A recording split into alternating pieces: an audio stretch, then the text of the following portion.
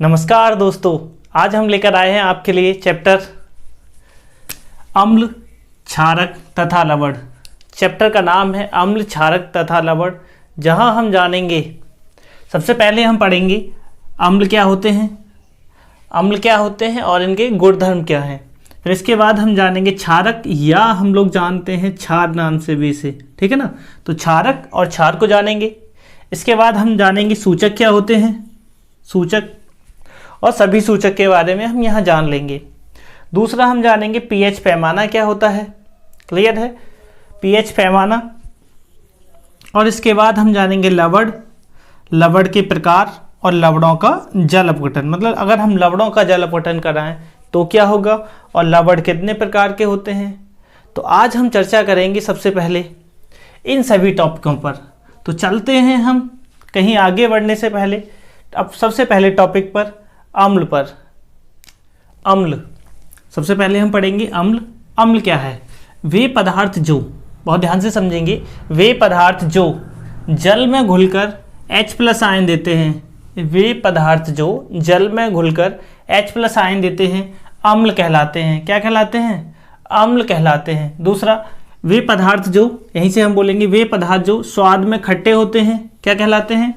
अम्ल कहलाते हैं। दूसरा, वे पदार्थ जो नीले लिटमस को लाल कर देते हैं अम्ल कहलाते हैं। दूसरा, वे जो प्रोटॉन देने की क्षमता रखते हैं, ठीक, ऐसे पदार्थ जो प्रोटॉन त्यागने की क्षमता रखते हैं अम्ल कहलाते हैं। ठीक है, इसको एक बार समझ लेते हैं कि जल में घुलकर H+ आयन देते हैं। जैसे कि हम HCl की बात करें, HCl है हमारा, इसको अगर हम जल में घोल दें तो क्या होगा, ये H+ आयन देगा और Cl नेगेटिव आयन देगा, क्लियर है। तो इसका नाम हो जाएगा अम्ल। अब कौन सा अम्ल है? तो HCl, क्लियर है, हाइड्रोक्लोरिक अम्ल। बात आती है, वे पदार्थ जो जल में घुलकर H+ आयन दें क्या कहलाते हैं? अम्ल कहलाते हैं। ठीक है, स्वाद में कैसे होते हैं? खट्टे होते हैं, नीले लिटमस को लाल कर देते हैं, बात क्लियर है। आगे बात आती है जो प्रोटॉन देने की क्षमता रखते हैं, तो इसको ऐसे समझेंगे जैसे NH4+ है। NH4+ क्या करता है कि NH3+H+ क्या प्रोटॉन देता है, क्या देता है? प्रोटॉन देता है। बात समझ में आ रही है। तो ऐसे पदार्थ जो प्रोटॉन त्यागने के लिए, प्रोटॉन त्यागने की क्षमता रखते हैं क्या कहलाते हैं? अम्ल कहलाते हैं। बात क्लियर हो गई। अब हम जानते हैं कि अम्लों के प्रकार, क्या जानेंगे? अम्लों के प्रकार। तो अम्लों के प्रकार में अम्ल जो होते हैं वो 2 प्रकार के होते हैं। क्या? अम्लों के प्रकार में सबसे पहला जो प्रकार है वो है ऑक्सी अम्ल। ऑक्सी अम्ल क्या होते हैं? तो ध्यान से समझेंगे, वे अम्ल जिनमें ऑक्सीजन व हाइड्रोजन दोनों उपस्थित होते हैं, वे अम्ल जिनमें ऑक्सीजन व हाइड्रोजन दोनों उपस्थित होते हैं क्या कहलाते हैं? ऑक्सी अम्ल कहलाते हैं। ठीक है, जैसे ले लो HNO3, इसमें देखो हाइड्रोजन भी है ऑक्सीजन भी है, ऑक्सीजन और हाइड्रोजन दोनों उपस्थित हैं, क्या कहलाएंगे? ऑक्सी अम्ल कहलाते हैं। दूसरा हम कह सकते हैं H2SO4, ठीक है, CH3COOH, क्लियर है। अब बात आती है दूसरा, हाइड्रा अम्ल। क्या है? हाइड्रा अम्ल। हाइड्रा अम्ल क्या है? वे अम्ल जिनमें केवल हाइड्रोजन उपस्थित होती है, वे अम्ल जिनमें केवल हाइड्रोजन उपस्थित होती है क्या कहलाते हैं? हाइड्रा अम्ल कहलाते हैं। जैसे हम कहें HCl, तो भाई इसमें ऑक्सीजन नहीं है, ऑक्सीजन नहीं, केवल हाइड्रोजन है, तो क्या कहलाएगा? हाइड्रा अम्ल। या दूसरा कहे तो HCN, ये भी क्या कहलाएगा? हाइड्रा अम्ल। अब हम जानते हैं कि अम्लों के गुणधर्म, आगे चलते हैं। अम्लों के गुणधर्म क्या है? अम्लों के गुणधर्म, तो अम्लों का क्या क्या उपयोग है या क्या क्या इनके गुण हैं, तो जानते हैं।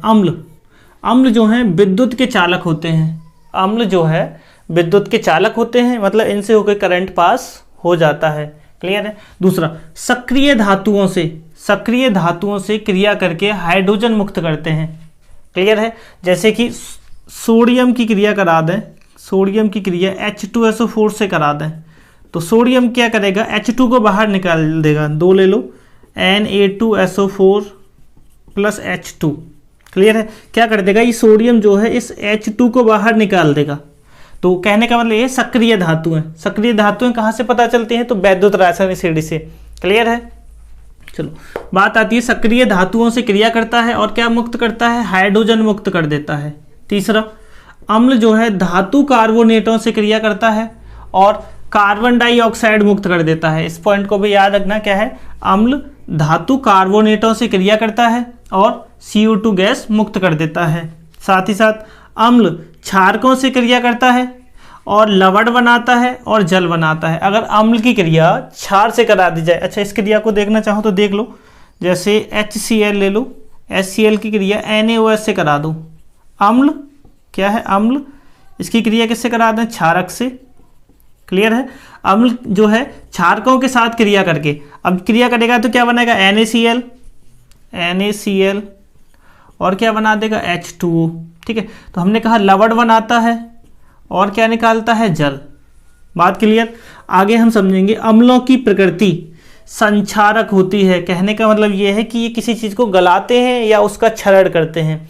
अम्ल क्या कर देते हैं, किसी चीज़ का क्षरण या संक्षारक होते हैं। क्लियर है। तो हम कह सकते हैं कि अम्लों की प्रकृति कैसी होती है, संक्षारक होती है। अब हम जान लेते हैं कुछ अम्लों को जिनके उपयोग हमारे लिए बहुत ज़रूरी है। आगे हम जान रहे हैं कि अम्ल और उनके उपयोग। तो अम्ल जो हमारा है, सबसे पहले हम जानेंगे कौन सा है, फॉर्मिक अम्ल। फॉर्मिक अम्ल का फॉर्मूला HCOOH, फॉर्मूले भी याद रखना साथ के साथ। इसका उपयोग जो है वो फलों के संरक्षण में और जीवाणुनाशक में होता है। कहाँ होता है, फलों के संरक्षण में और जीवाणुनाशक में होता है। दूसरा है नाइट्रिक अम्ल। नाइट्रिक अम्ल का यूज कहाँ होता है, उर्वरक में और अम्लराज बनाने में। क्लियर है, उर्वरक में और अम्लराज बनाने में। एक है सल्फ्यूरिक अम्ल। सल्फ्यूरिक अम्ल का जो प्रयोग है वो है विस्फोटक बनाने में और पेट्रोलियम के शोधन में। कहाँ, विस्फोटक बनाने में और पेट्रोलियम के शोधन में। सल्फ्यूरिक अम्ल, सल्फ्यूरिक अम्ल का उपयोग अम्लराज बनाने में, अम्ल और औषधि के निर्माण में, रंग और औषधि के निर्माण में। ठीक है। आगे ऑक्सैलिक एसिड, इसको ऐसे भी लिख सकते हैं COOH का होल ट्वाइस ना, ऑक्सैलिक अम्ल। इसका जो उपयोग होता है वो कहीं ना कहीं विरंजन के रूप में होता है। चमड़े के विरंजन या कपड़े पर जो स्याही लग जाती है उसको भी हम किसके द्वारा हटाते हैं, ऑक्सैलिक अम्ल के द्वारा। किसके द्वारा, ऑक्सैलिक अम्ल। तो हमसे अक्सर पूछ लेता है कि ऑक्सैलिक अम्ल कार्य करता है किसका, तो विरंजन का। ठीक है, किसका कार्य करता है, विरंजन का। क्लियर है। आगे चलते हैं, अब हम क्षारक के बारे में जानते हैं। क्षारक, क्षारक क्या होते हैं, तो सबसे पहले वे पदार्थ जो जल में घुलकर OH आयन देते हैं। ऐसे पदार्थ जो जल में घुलकर क्या दें, OH आयन दें, क्षारक कहलाते हैं। जैसे NaOH, अगर हम NaOH को किस में घोल दें, जल में, तो ये Na+ देता है और OH आयन देता है, हाइड्रोक्सिल आयन देते हैं। क्लियर है। अच्छा एक बात और याद रखना, वैज्ञानिक, किस वैज्ञानिक ने बताया, तो आर्हेनियस ने। आर्हेनियस ने कहा था कि क्षारक वे होते हैं जो जल में घुलकर OH आयन देते हैं और अम्ल वे होते हैं जो जल में घुलकर H+ आयन देते हैं। क्लियर है। दूसरी बात, दूसरे वैज्ञानिक का नाम है ब्रांस्टेड लॉरी। इन्होंने क्या कहा था कि वे पदार्थ जो प्रोटॉन लेने की क्षमता रखते हैं, प्रोटॉन ग्रहण करने की क्षमता रखते हैं। क्लियर है। किसने कहा था, तो इन दोनों वैज्ञानिकों ने इसके बारे में बताया था। लॉरी का यहाँ काफ़ी महत्व है। तो समझेंगे कि क्षारक क्या होते हैं, H+ आयन ग्रहण करते हैं, प्रोटॉन ग्रहण करते हैं और क्या बन जाते हैं, संयुग्मी अम्ल। वहाँ क्या था, अम्ल के बारे में, अम्ल प्रोटॉन त्यागते थे और संयुग्मी क्षार बनते थे। ठीक है ना। जैसे NH3 H+ को ग्रहण करता है और NH4+ बन जाता है। क्लियर है। और अगर हम पुरानी भाषाओं की तरफ ध्यान देंगे, प्राचीन भाषाओं के अनुसार या पुरानी मान्यताओं के अनुसार, तो क्षारक वे पदार्थ होते हैं जो स्वाद में कड़वे होते हैं। क्लियर है। जो स्वाद में कड़वे होते हैं क्षारक कहलाते हैं, स्वाद में खट्टे होते हैं अम्ल कहलाते थे। आगे जो लाल लिटमस को नीला कर देते हैं, जो लाल लिटमस को कैसा कर देते हैं, नीला कर देते हैं, क्षारक कहलाते हैं। क्लियर है। जान लेते हैं क्षारकों के गुणधर्म वाले हैं। क्षारकों के गुणधर्म क्या है, क्षारकों के गुणधर्म। तो सबसे पहली बात आती है, क्षारक जो होते हैं ये विद्युत के चालक होते हैं। अम्ल और क्षार दोनों ही विद्युत के क्या होते हैं, चालक होते हैं। इनसे होकर करंट पास हो जाता है। दूसरी बात आती है कि क्षारक केवल कुछ धातुओं के साथ, क्षारक केवल कुछ धातुओं के साथ क्रिया करके हाइड्रोजन मुक्त करते हैं। क्षारक केवल कुछ धातुओं के साथ क्रिया करके हाइड्रोजन मुक्त करते हैं। आगे, ये अम्लों से क्रिया करके लवण बनाते हैं और जल बनाते हैं। ये क्रिया हम पहले भी बता चुके हैं कि अम्ल क्षार से क्रिया करता है, लवण बनाता है और जल बनाता है। उल्टा कह दो कि क्षार अम्ल से क्रिया करता है, लवण बनाता है और जल बनाता है। बात क्लियर है। सबसे इम्पोर्टेंट लाइन ये तुम्हें समझनी है, बहुत है तो आसान ही, लेकिन याद रखनी है। क्या याद रखनी है? कि जल में विलेय क्षारकों को, ऐसे क्षारक जो जल में घुल जाते हैं उनको हम क्षार या एल्कली कहते हैं। बात क्लियर है। क्षार किसे कहते हैं? तो वे क्षारक जो जल में घुल जाते हैं क्षार कहलाते हैं। क्लियर है। एक बात और समझेंगे कि सभी क्षार क्षारक होते हैं। क्लियर है। सभी क्षार क्षारक होते हैं, जबकि सभी क्षारक क्षार नहीं होते। बहुत अच्छी बात है, ये समझने वाली बात भी है। ऐसे समझो कि सभी जो क्षारक हैं, मतलब कुछ पदार्थ हैं, वो सभी तो जल में नहीं घुलते, जो जल में घुलते हैं वो कहलाते हैं क्षार। तो कहने का मतलब ये है कि क्षार जो है वो क्षारक से बने हैं। तो सभी क्षार क्षारक होते हैं, लेकिन सभी क्षारक क्षार नहीं होते। क्यों नहीं होते? क्योंकि सभी क्षारक जल में नहीं घुलते। दोबारा से समझना क्या है। वे क्षारक जो जल में घुल जाते हैं क्या कहलाते हैं? क्षार। तो कहने का मतलब है सभी क्षारक जल में नहीं घुलते। तो ये कह सकते हैं कि जबकि सभी क्षारक क्षार नहीं होते, क्योंकि सभी क्षारक जल में नहीं घुलते हैं। बात आती है आगे कि हमने जाना कि अभी तक हमने जाना कि अम्ल क्या है, अम्ल के प्रकार क्या हैं, अम्ल के गुणधर्म क्या हैं और उनके उपयोग क्या हैं। यहाँ हमने जाना कि क्षार किसे कहते हैं, क्षारक किसे कहते हैं या क्षार किसे कहते हैं, इनके गुणधर्म क्या हैं। अब हम जान लेते हैं कि जो क्षार हैं हमारे, उनका उपयोग हम कहाँ कहाँ करते हैं। कुछ महत्वपूर्ण क्षारों के बारे में हम इस टॉपिक पर चर्चा कर लेते हैं। वो है क्षारक और इसके उपयोग कि कहाँ कहाँ हम इसका उपयोग करते हैं। तो बात आती है कैल्शियम हाइड्रोक्साइड की। किसकी आती है? कैल्शियम हाइड्रोक्साइड की। तो कैल्शियम हाइड्रोक्साइड का उपयोग विरंजक चूर्ण के निर्माण में किया जाता है। कहाँ किया जाता है? विरंजक चूर्ण के निर्माण में। आगे, पोटेशियम हाइड्रोक्साइड। तो पोटेशियम हाइड्रोक्साइड का जो उपयोग है, याद रखना, मुलायम साबुन, मतलब जो नहाने वाले साबुन होते हैं उनको बनाने के लिए किसका यूज किया जाता है? पोटेशियम हाइड्रोक्साइड का। और कपड़ा धोने वाले साबुन बनाने में तो वो होता है कास्टिक सोडा का। कास्टिक सोडा का उपयोग कहाँ होता है? साबुन बनाने, जो कठोर साबुन होते हैं उसे बनाने में, और कागज उद्योग में। क्लियर है। कागज बनाने में भी किसका उपयोग होता है? कास्टिक सोडा का। आगे बात करें मैग्नीशियम हाइड्रोक्साइड का। मैग्नीशियम हाइड्रोक्साइड ये सबसे इंपॉर्टेंट है, याद रखना, ये सबसे ज़्यादा इंपॉर्टेंट है, तुम्हारे पेपर में आ सकता है कि मैग्नीशियम हाइड्रोक्साइड का उपयोग कौन सा है ऑब्जेक्टिव में। तो याद रखना, पेट की अम्लीयता को दूर करने में। किस लिए? पेट की अम्लीयता। तो अम्लीयता को दूर कौन करता है? क्षारक। तो हम इसको कह सकते हैं एंटी एसिड के रूप में। क्लियर है। इंपॉर्टेंट है कि मैग्नीशियम हाइड्रोक्साइड का उपयोग कहाँ किया जाता है? पेट की अम्लीयता को दूर करने में और चीनी उद्योग में भी किया जाता है। हम कहेंगे, याद रखना, काफ़ी इंपॉर्टेंट है। क्लियर है। आगे है मैग्नीशियम ऑक्साइड। मैग्नीशियम ऑक्साइड का उपयोग जो है रबड़ उद्योग में किया जाता है। कहाँ किया जाता है? रबड़ उद्योग में किया जाता है। आगे कैल्शियम ऑक्साइड। कैल्शियम ऑक्साइड का जो उपयोग वो है कास्टिक सोडा बनाने में, विरंजक चूर्ण के निर्माण में। दोबारा से समझेंगे, रबड़ उद्योग में किसका किया जाता है? तो मैग्नीशियम ऑक्साइड का और कैल्शियम ऑक्साइड का कास्टिक सोडा और विरंजक चूर्ण बनाने में किया जाता है। क्लियर है। अब सबसे ज़रूरी बात आती है कि हम इसमें बता रहे थे कि अम्ल जो है लाल लिटमस को नीला कर देते हैं और नीले को लाल कर देते हैं, ऐसा कुछ हमने पढ़ा है। ठीक है। यहाँ क्षारक में हमने जाना था, अम्ल में जाना था, तो हम कहीं ना कहीं जान लेते हैं कि सूचक किसे कहते हैं। सबसे पहले हम क्या जान लेते हैं? सूचक के बारे में। तो चलते हैं सूचक। अगला टॉपिक है सूचक। क्या है? सूचक। सूचक क्या होते हैं? तो हम जानते हैं वे पदार्थ जिनका रंग अम्ल अथवा क्षारक को मिलाने पर परिवर्तित हो जाता है, सूचक कहलाते हैं। कहने का मतलब ये है कि किसी पदार्थ को अम्ल में मिलाएं तो उसके रंग में परिवर्तन हो जाता है, यदि उसे हम क्षारक में मिलाएं तो उसके रंग में परिवर्तन हो जाता है। क्या कहलाता है? सूचक कहलाता है। क्लियर है।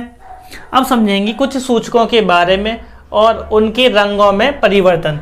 सबसे पहले है जैसे लिटमस। तो हमने लिटमस के बारे में बताया था, सूचक जो है हमारा लिटमस के बारे में बताया था कि ये अम्लीय विलयन में, लिटमस जो है अम्लीय विलयन में लाल रंग देता है।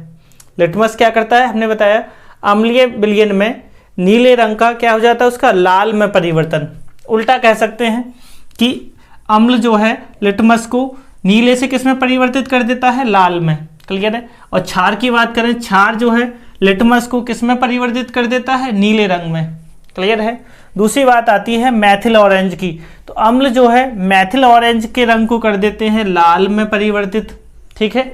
या ऐसा कह सकते हैं कि मैथिल ऑरेंज का रंग अम्लीय विलयन में लाल हो जाता है। क्लियर है। दूसरा, मैथिल ऑरेंज का ही रंग क्षारीय विलयन में कैसा होता है, पीला। ठीक है। आगे मैथिल रेड का रंग लाल होता है अम्लीय विलयन में और पीला होता है क्षारीय विलयन में। फिनॉल रेड का रंग जो होता है अम्लीय विलयन में पीला और क्षारीय में लाल। इसको याद रखना कैसे है, मैथिल ऑरेंज का लाल और पीला और मैथिल रेड का लाल और पीला। और अगर हम बात करें फिनॉल रेड की तो जस्ट उल्टा, पीला और लाल। सबसे ज़्यादा इंपॉर्टेंट जो हमसे पूछा जाता है आजकल, सबसे ज़्यादा जो क्वेश्चन पूछा जाता है वो है फिनोफ्थलीन का रंग। तो याद रखना, फिनोफ्थलीन अम्लीय विलयन में कैसा होता है, रंगहीन। हमसे पूछ लिया जाएगा। क्लियर है।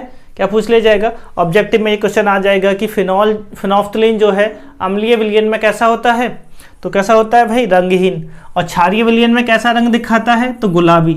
इंपॉर्टेंट है, याद रखना। ठीक है। ये सबसे ज़्यादा इंपॉर्टेंट बात है इस पूरे टॉपिक में। क्या है कि फिनोफ्थलीन क्षारीय विलयन में गुलाबी रंग प्रदर्शित करता है। क्लियर है।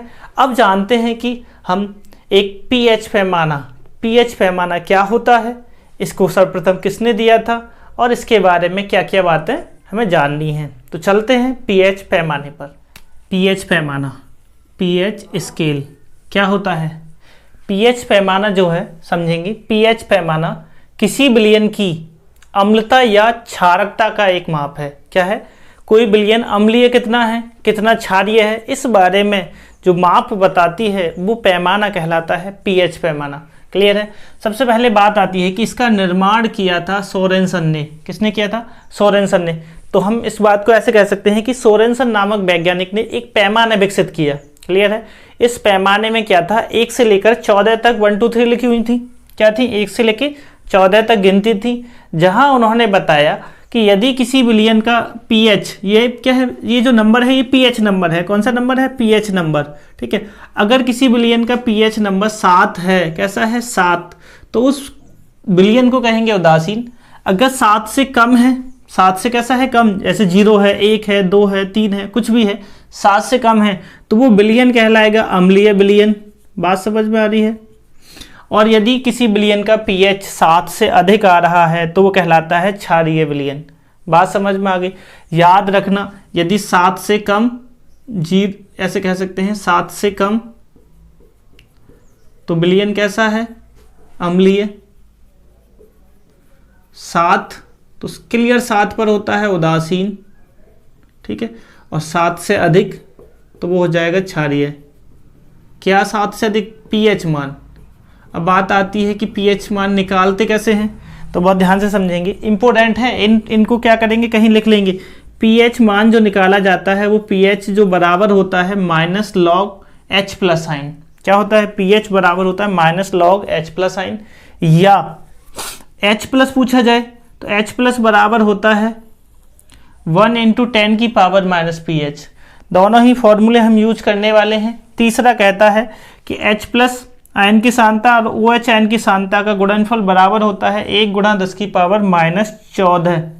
क्लियर है। तो तीनों फॉर्मूले ही इंपॉर्टेंट हैं, कहीं ना कहीं नोट कर लेना। ठीक है। इनसे रिलेटेड अब हम जानेंगे क्वेश्चनों को। फिर से मैं एक बार कह दूं, पीएच पैमाना क्या है, तो किसी विलयन की अम्लीयता और क्षारीयता को बताता है। यदि किसी विलयन का पीएच मान 7 से कम है तो वो विलयन कैसा है, अम्लीय।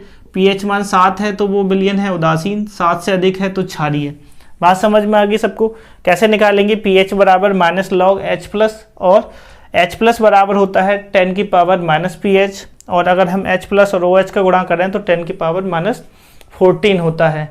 चलते हैं इनके कुछ क्वेश्चन की तरफ। क्वेश्चन है 1 बिलियन का pH मान 3 है, तो लिख देते हैं क्या दे रखा है, pH मान जो दे रखा है कितना है 3। इसमें हाइड्रोजन आयनों की सांद्रता ज्ञात कीजिए। क्या पूछ रहा है, हाइड्रोजन आयन की सांद्रता, तो H+ आयन के आगे क्या है, क्वेश्चन मार्क। क्लियर है, सीधा सीधा क्या करना है, फॉर्मूले बेस्ड ही क्वेश्चन आते हैं तो हमको फॉर्मूला याद रखना है। क्या होता है, H+ आयन की सांद्रता निकालने के लिए हमने बताया था 1 × 10 की पावर माइनस pH होता है। क्या होता है, 1 × 10 की पावर माइनस pH फॉर्मूला होता है, इसमें रख देंगे तो क्या होगा, H+ बराबर आ जाएगा 1 × 10 की पावर माइनस कितना 3। तो ये हो जाएगी H+ आयन की सांद्रता। ठीक है, इस फॉर्मूले को तुम लोग याद रखना, इंपॉर्टेंट है। दूसरी बात आती है कि क्वेश्चन है 0.01 मोलर HCl बिलियन का pH मान याद कीजिए। क्या पूछा है, pH मान पूछा है, मोलरता दे रखी है। ठीक है, कितनी है, सांद्रता दे रखी है कितनी है, H+ आयन की सांद्रता कितनी दे रखी है भाई, HCl है तो कहीं ना कहीं इसमें क्या होगा, H+ आयन, तो इसकी सांद्रता जो है वो है 0.01। ठीक है, क्या पूछा है, pH मान, तो pH मान निकालने के लिए सीधा सीधा सा फॉर्मूला है pH बराबर माइनस लॉग और क्या होता है H+, यही तो होता है। तो रख दो भाई, कितना है, pH बराबर हो जाएगा माइनस लॉग 0.01, और 0.01 को लिख सकते हैं बराबर माइनस लॉग 10 की पावर माइनस 2। कितना लिख सकते हैं भाई, यहाँ समझ लेना 0.01 को पॉइंट हटाएंगे 10 हो जाएगा, 10 की घात 2, 1/10 की घात 2, और ऐसे लिख सकते हैं 10 की पावर माइनस 2। ठीक है ना, समझ तो आ रहा है।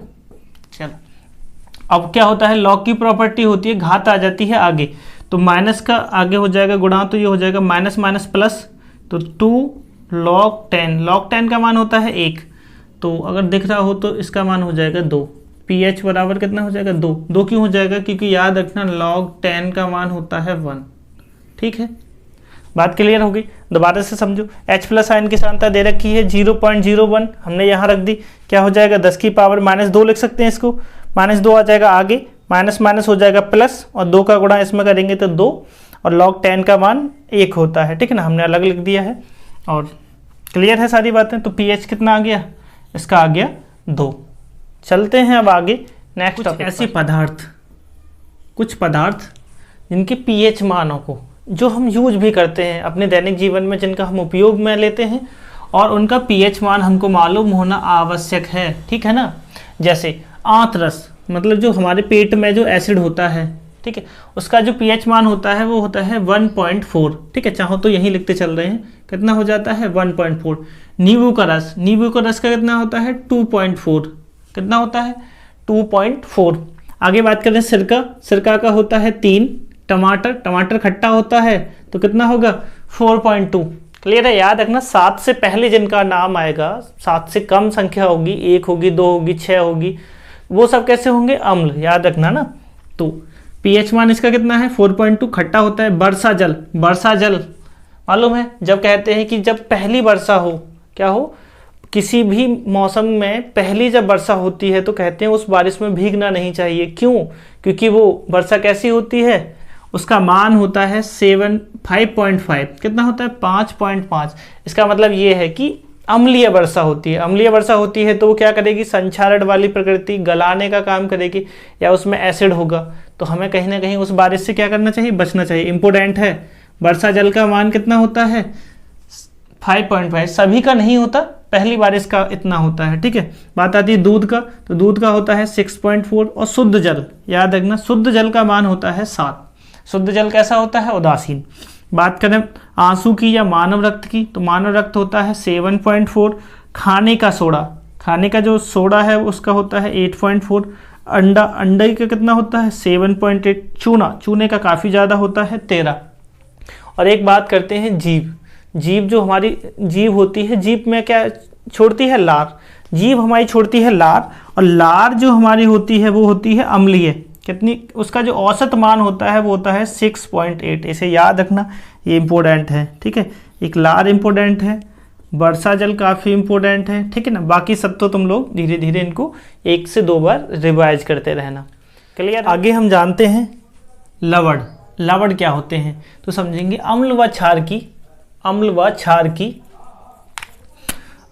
क्षार की उदासीनीकरण क्रिया के फलस्वरूप बनने वाले पदार्थ को लवण कहते हैं। क्या है? अम्ल व क्षार की उदासीनीकरण क्रिया के फलस्वरूप बनने वाले पदार्थ को लवण कहते हैं। बात क्लियर है?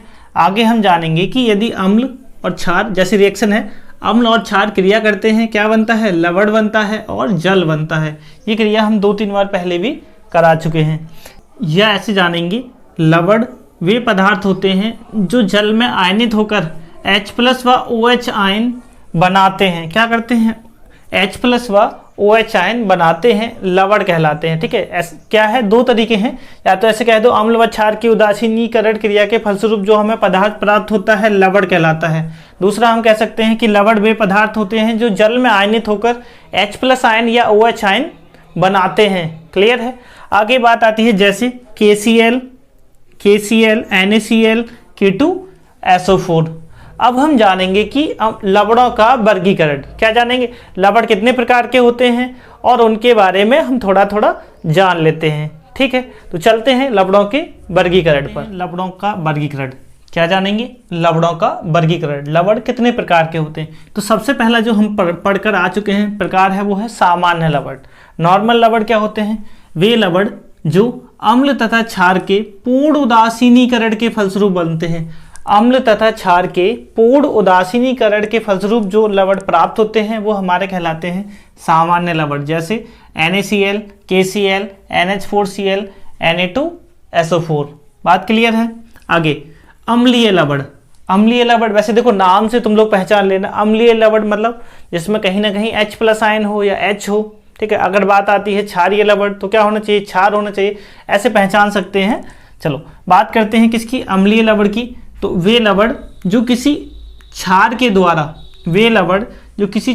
द्वारा किसी अम्ल के अपूर्ण उदासीनीकरण, अगर याद रखना पूर्ण उदासीनीकरण हो जाएगा तो हो जाएंगे सामान्य लवण। क्षार जो है वो अम्ल का अपूर्ण उदासीनीकरण करे, उसके फलस्वरूप बनने वाला जो लवण है वो कहलाएगा अम्लीय लवण। जैसे NaHSO4, तो कहीं ना कहीं इसमें H+ रह गया है।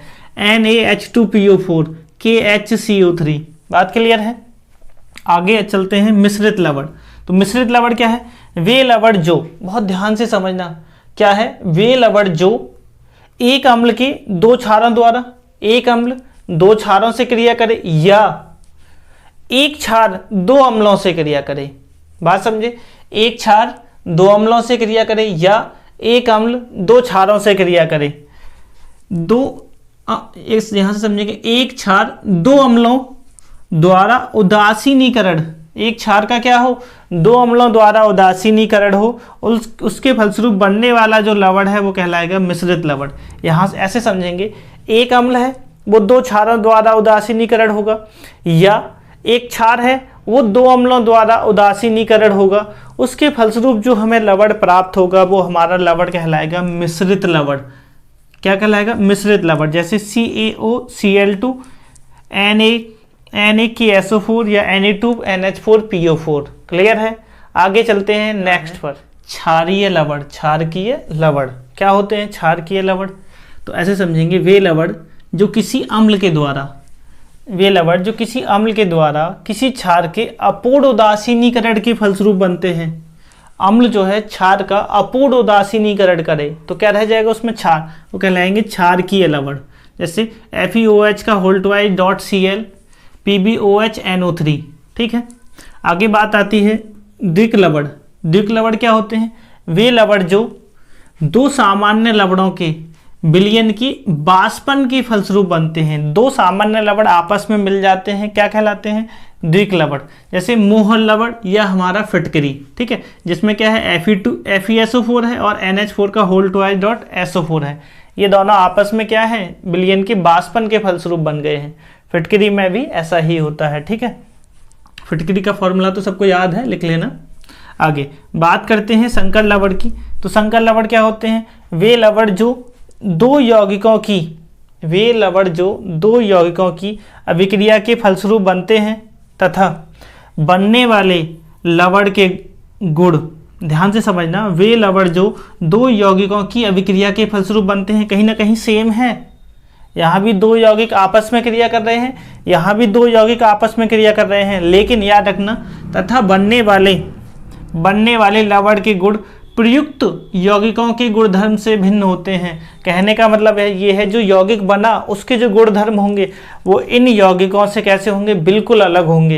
क्या कहलाएंगे, संकर लवण। इसको अगर हम देखें तो इसके जो गुण हैं अपने इन दोनों के समान हैं, ठीक है, इसलिए ये क्या कहला रहे हैं, द्विक लवण। अगर गुण भिन्न हो गए तो क्या कहलाएंगे, मोहर लवण। ठीक है, जैसे उदाहरण में कहा है K4FeCN6, तो इसमें हमने नोट करके भी तुम्हें बताया कि यह लवण अवयवी आयनों का परीक्षण नहीं देते। तो कहने का मतलब यह है कि इसमें हम Fe+ की पुष्टि और Cn- की पुष्टि नहीं करने वाले। क्यों, क्योंकि कुछ नया बन गया है। क्या हो गया है, कुछ नया बना लेते हैं। कुछ बनने वाला जो लवण है उसके गुणधर्म पुराने वाले से कैसे हो जाते हैं, भिन्न हो जाते हैं। क्लियर है। आप सभी के लिए हमारी तरफ से क्वेश्चन ये है कि तुम सभी लोग फिटकरी का फॉर्मूला हमें कमेंट करेंगे। क्या करेंगे, फिटकरी का फॉर्मूला हमें कमेंट में बताएंगे। क्लियर है। चलो आगे चलते हैं, समझ में आ गई। संकर लवण बहुत इंपॉर्टेंट है, याद रखना। संकर लवण वैसे हम लोग 12th में पढ़ाते हैं, डी तथा ए ब्लॉक के तत्व वहाँ पढ़ाते हैं, पूरा का पूरा डिटेल्स है। लेकिन यहाँ हमको बस इतना ही जानना है कि संकर लवण क्या होते हैं, दो यौगिकों के फलस्वरूप जो बनता है उसके गुणधर्म बिल्कुल अलग होते हैं। अगर सेम हो गए तो वो कहलाएगा द्विक लवण। अगला जो हमारा टॉपिक है वो है लवणों का जल अपघटन। बात को याद रखना, यदि हम लवणों का जल अपघटन करें तो हमारे लवण कई प्रकार के होते हैं। कौन कौन से प्रकार होते हैं, तो सबसे पहले हम जानेंगे जल अपघटन के आधार पर लवण निम्न प्रकार के होते हैं। कौन कौन से प्रकार हैं, तो पहला प्रबल अम्ल तथा दुर्बल क्षारक।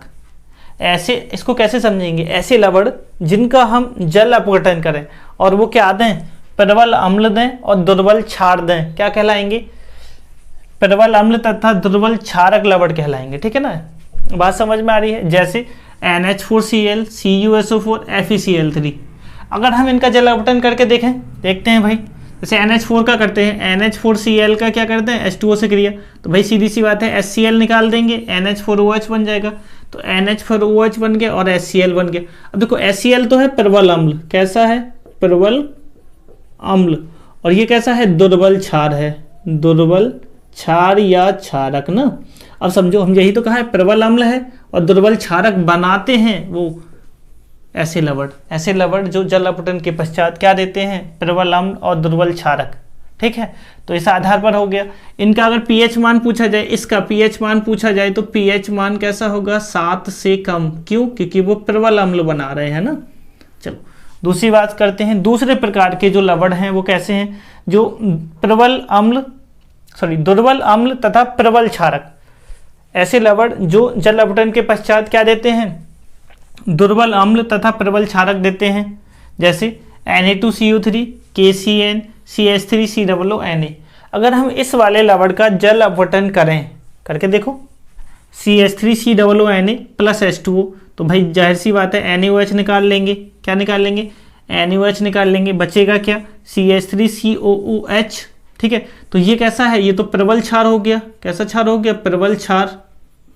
ठीक है, और ये क्या हो गया, दुर्बल अम्ल है। एसिटिक अम्ल क्या है, दुर्बल अम्ल है। तो कहीं ना कहीं हम कह सकते हैं ये कैसा हो गया, दुर्बल अम्ल तथा प्रबल क्षारक वाले लवण हैं। तीसरा बात आता है कि यदि अगर हम तीसरा प्रकार जो है, यदि प्रबल अम्ल तथा प्रबल क्षारक, मतलब ऐसे लवण जिनका हम जल अपघटन करने की सोचें तो क्या बने, प्रबल अम्ल तथा प्रबल क्षारक। तो याद रखना ऐसे लवणों का जल अपघटन नहीं होता। याद रखना, ये इंपॉर्टेंट बात है, जल अपघटन नहीं, इनका क्या नहीं होता, जल अपघटन नहीं होता। और pH मान जो होता है वो होता है क्लियर 7। कितना होता है, 7 होता है इनका pH मान। ठीक है, जैसे हम क्या करें, नमक का जल अपघटन करें या इसका करें तो इनका जल अपघटन नहीं होगा। बात करते हैं किसकी, दुर्बल अम्ल तथा दुर्बल क्षारक की। क्या पढ़ रहे हैं, लवण के प्रकार किस आधार पर प्रकार हैं, तो ये जल अपघटन के आधार पर है ना। तो अगर हम कहें कि इनका जल अपघटन करें तो क्या देंगे, दुर्बल अम्ल तथा दुर्बल क्षार देंगे। जैसे NH4 का होल 2 है CO3, CH3COONH4। ठीक है, मान लो किसी एक का कर लें, जैसे CH3COONH4 का जल अपघटन करें ध्यान से समझना। इसका अगर हम जल अपघटन करेंगे तो देखो NH4OH दिख रहा है, तो ये तो हो गया दुर्बल क्षारक, दुर्बल क्षारक। अब देखो CH3COO और एक H दिख रहा है, तो ये हो जाएगा दुर्बल अम्ल। तो कहने का मतलब ये है कि इसके फलस्वरूप दुर्बल अम्ल मिल सकता है या दुर्बल क्षारक मिल सकता है या दोनों ही मिल सकते हैं। क्या कहलाते हैं? दुर्बल अम्ल तथा दुर्बल क्षारक वाले लवण कहलाते हैं। बात समझ में आ रही है? उम्मीद हम कर रहे हैं कि इन सभी चीज़ों को, जिनके बारे में हमने किस किस के बारे में चर्चा की है, हमने सबसे पहले जाना अम्ल जाना, अम्ल के बारे में जाना कि आर्हीनियस ने क्या था, लॉरी ने क्या कहा था कि लॉरी ने क्या बताया था कि प्रोटॉन त्यागते हैं या प्रोटॉन ग्रहण करते हैं, ये सारी चीज़ें हमने सिखाई। अम्ल के गुण बताए हमने, क्या बताया? गुण बताया, ठीक है। फिर इसके बाद हमने जाना क्षार या क्षारक, ठीक है। क्षार और क्षारक में अंतर हमने सिखाया। इसके बाद इसके हमने गुण बताए, ठीक है। आगे हमने सूचक को पढ़ा, सूचक को जाना, सूचक क्या होते हैं। दूसरी बात हमने ये भी जाना कि सूचक कितने प्रकार के होते हैं, कौन सा सूचक कैसा रंग दिखाता है। जैसे फेनोल्फ्थालीन जो है क्षारीय माध्यम में कैसा रंग दिखाता है और अम्लीय माध्यम में कैसा रंग दिखाता है। साथ के साथ हमने जाना पीएच पैमाना। पीएच पैमाने से क्या फ़ायदा मिला? हमें पता चला कि हमारे वर्षा का जो पानी है उसका पीएच मान कितना होता है या पीएच वैल्यू निकालते कैसे हैं। ये सारी चीज़ें हमने यहाँ से जानी। और सबसे लास्ट जो हमने जाना वो क्या था? लवण को हमने जाना, लवण के प्रकार जाने। क्लियर है? तो उम्मीद करते हैं आप सभी के लिए ये चैप्टर काफ़ी महत्वपूर्ण रहा होगा। आपके एग्जाम के लिए यहाँ से काफ़ी सारे बहुविकल्पीय प्रश्न बनते हैं और जो बच्चे हाई स्कूल में हैं उनके लिए तो यहाँ से सीधी सीधी थ्योरी वाले क्वेश्चन आते ही आते हैं। क्लियर है? तो मिलते हैं हम आपसे अब नेक्स्ट वीडियो में, तब तक के लिए जय हिंद।